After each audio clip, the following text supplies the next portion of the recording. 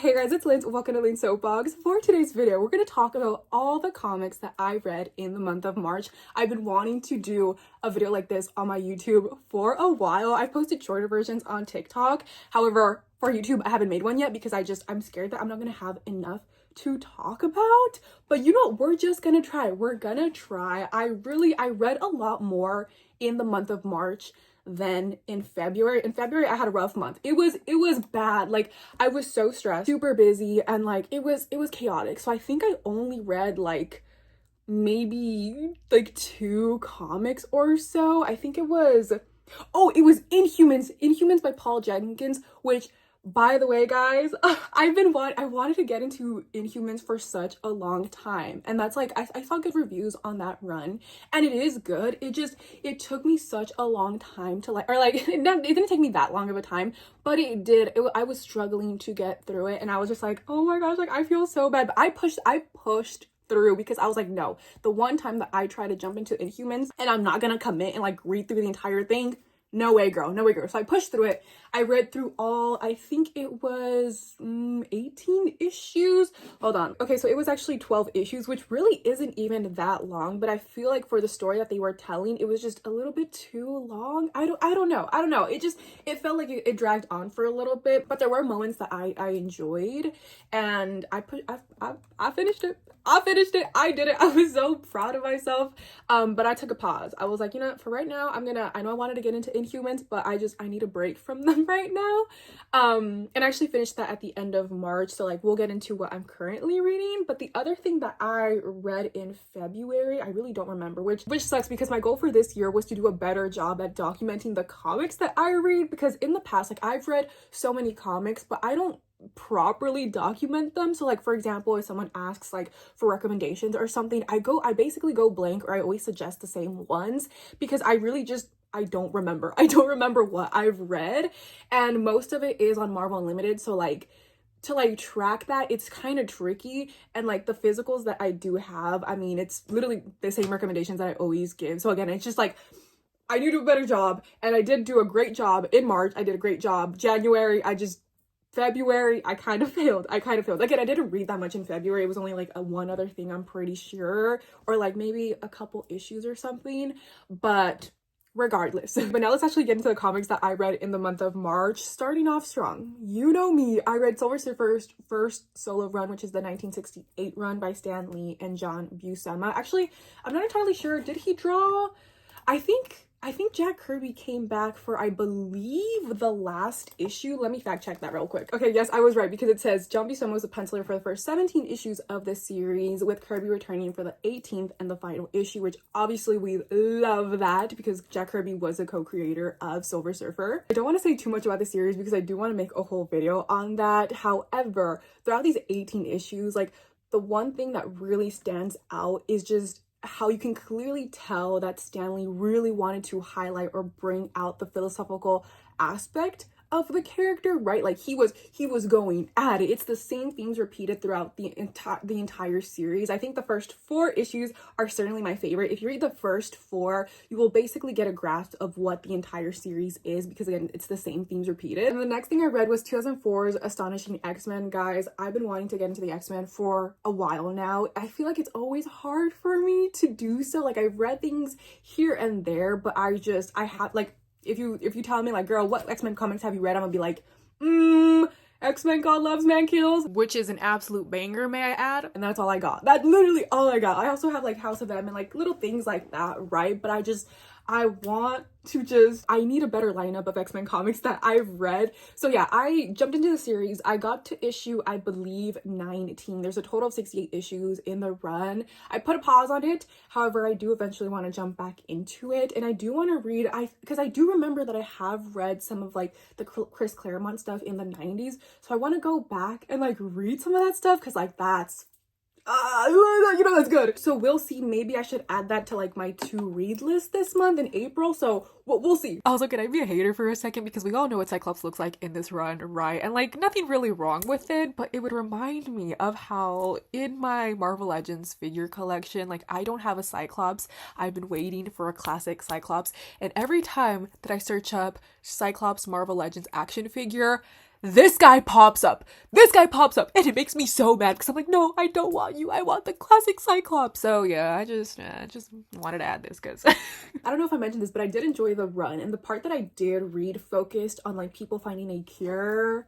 to the X gene, and I really enjoyed reading that. Next, I read the first 3 issues of the 2024 Storm solo run that is currently releasing. I believe they are on issue 5 if you're keeping up with it. However, I'm reading mine on Marvel Unlimited, so I'm only up to they only have up to issue 3, and I'm enjoying what I've read so far. I think the art is really what has me. The art is just so stunning. I love the way that they have depicted Storm's hair in this run. Basically, from what I've read, which again isn't too much because it's only 3 issues, but Storm is dying, so we're like following her along with that. But again, I'm enjoying it. The art is so stunning. Like, I have been tempted. I've gone to the comic shop a couple times and I'm like, should I buy the single issues? And I'm like, I don't know. But I think once the trades hit, like, I am going to buy the trades for sure. And then going along with that, I also read the first 2 issues of the 2024 Dazzler run. I'm not sure if I'm going to finish the run. However, I think this was my first time reading the Dazzler comic and it was so interesting. It was, again, I'm not sure if I'm going to go back to it, but I loved, or I had fun just seeing how Dazzler is being used as a character in that run. For example, yes, she's a singer, she's a pop star, a mutant pop star, and so her concerts are really a safe space for people who are different, and I love that. I love the parallels, or it kind of being an analogy, right, for marginalized communities, for the LGBT community. Like, it was just, I don't know, I loved seeing that. Then because of Daredevil Born Again, like, I wanted to reread Chip Zdarsky's 2019 Daredevil run. I actually only got to, like, I don't even know what issue I got, but I did reread some of the series. And guys, like, that run is so good. Like, inject that into my veins, please. I love, it's just the little moments that are just so iconic. And I love when Elektra becomes Daredevil towards the end. I love the cover of issue 30. Wait, 30? Hold on. Yeah, guys, it's issue 30. I love this cover so much. I used to have a poster of it, actually, which I don't even know what happened to the poster, but I bought it at a comic shop and I just obsessed. I've looked for it. I've looked for the single issue and I haven't found it yet, but I will continue searching. If not, I should probably actually order it online. But I love it so much. I love the way that her hair, why am I literally talking about, I'm literally just ranting about issue 30. Anyway, I love the way that her hair is depicted because her hair is wavy and like my hair is wavy, so I take it personally. Like, come on guys, what else is there more to say about this run? Like, if you haven't read this run already, like, please do. Girl, log in. What are you doing? Again, I didn't reread the entire run. I kind of just like picked and choose the moments that I remember that I love. So for example, the beginning, I love the beginning of the comic, and then again more towards the end when Elektra pops up.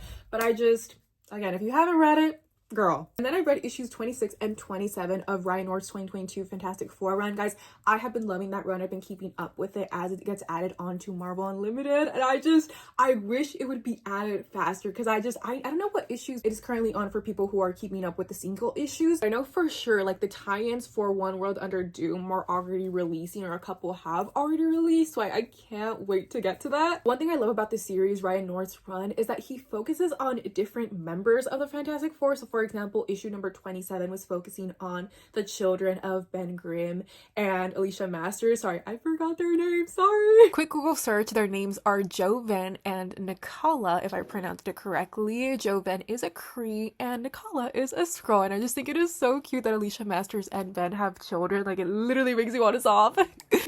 But I enjoyed that issue. It was fun. And then I read 2021's America Chavez Made in the USA by Kalinda Vazquez. This was only a total of 5 issues. It's a mini series, super easy read, and it basically told you the origin of America Chavez, and I enjoyed it. It was fun. Spidey popped up and I love that. And I decided to jump into Mark Waid's 2011 Daredevil run because I was craving more Daredevil, right? The show's coming out and I had just reread part of Chip Zdarsky's, and I realized, I was like, girl, is Chip Zdarsky's Daredevil run the only Daredevil run that you have read? And I was like, oh, guilty. No, I'm such a lot. I've literally read Man of Fear, Born Again, and I think I have read like a few issues, like earlier issues. I've also read some of Charles Soule's run, so again, I don't know why I said that. And I've heard people talk about the Bendis run, the Brubaker run, right? I had also heard about the Mark Waid run. And when I went on Marvel Unlimited and I searched up Daredevil, I didn't really think about it, or I didn't think twice. I just like the first one I saw, or the one I decided to click was the Mark Waid one. I was like, eeny, meeny, miny, whoa, boop. and that's the one I decided to read. And this one is a more lighthearted take on Daredevil, and I think the more that I read, the more I enjoy it. I think specifically issue 7 was my favorite because it's the one where Daredevil wears the "I'm not Daredevil" sweatshirt, and I have that sweatshirt, you know it, and I was just like, oh my gosh, it's so iconic that I'm finally reading the issue. And literally the last comic that I read in the month of March, literally March 31st, I read this. It is Ultimate Wolverine #1. Guys, I enjoyed this so much. I think I have read all of the issue 1s of the Ultimate Universe, and I think this has to be my second favorite. I think Ultimate Spidey will be #1. I'm sorry, I am biased. But I really enjoyed it. It was so sad. It was so sad, and it's just Logan going through it again. Logan going through it again, and I cannot wait to read the rest of the series. And the way I was able to read this is because I actually have the physical of issue 1, because I went to visit my older brother and he had this and he allowed me to take it and read it, and I'm so happy because it hasn't been added on Marvel Unlimited yet. I think maybe this week actually, but I know people are currently on issue 3. Issue 3 I think released this past week, so it's gonna be a while until I can get to issues 2 and 3, but you know what, I am happy that I at least got through issue 1. Well, that is all that I read in the month of March. I always feel like when I do videos like this, I probably miss a couple issues because again, I'm still trying to get better with like documenting everything that I read, and especially because I read all of my stuff digitally on Marvel Unlimited. It's like I am literally addicted to like opening up just a bunch of comics and like skimming through them, and some of them like I'll actually read, and I feel like some of the ones that I open and like I read through, like after you finish a comic it like disappears, or it just depends. My app is sometimes weird, so I feel like sometimes I miss things. So like I don't know, I'm trying to do my best with like documenting, and it's a start. But yeah guys, hopefully you guys enjoyed this video. Thank you so much for watching. Make sure to subscribe, like, share, and follow me on my other socials if you haven't already. It's at lindssoapbox, and I will see you guys in the next one. Bye.